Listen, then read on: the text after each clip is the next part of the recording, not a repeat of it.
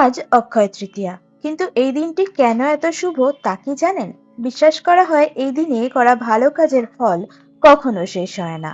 পুরাণ মতে আজকের দিনেই বনবাসের সময় সূর্যদেব দ্রৌপদীকে দিয়েছিলেন অক্ষয় পাত্র, যেখান থেকে অন্ন কখনোই শেষ হতো না। আবার এই দিনেই সুদামা শ্রীকৃষ্ণের কাছে এসে পান অশেষ সম্পদ। এই দিনেই বেদব্যাস ও গণেশ মহাভারত রচনা করেছিলেন। এই দিনেই রাজা ভগীরথ গঙ্গা দেবীকে মর্তে নিয়ে আসেন। আবার কুবেরের তপস্যায় তুষ্ট হয়ে মহাদেব তাকে অতুল ঐশ্বর্য প্রদান করেছিলেন আজকের এই দিনেই। তাই এই দিনে বৈভব লক্ষ্মীরও পুজো করা হয়। এই দিনেই জন্ম নেন পরশুরাম, তাই এটি পরশুরাম জয়ন্তী হিসাবেও পালিত হয়। এমনকি অনেকের মতে এই দিনেই সত্যযুগের অবসান হয়ে ত্রেতা যুগের সূচনা হয়েছিল। পুরীধামে জগন্নাথ দেবের রথযাত্রার রথ নির্মাণও এই তিথি থেকেই শুরু হয়। আবার কেদার বদ্রী গঙ্গোত্রী যমুনেত্রীর মন্দিরের দ্বার এই দিনেই খুলে দেওয়া হয়।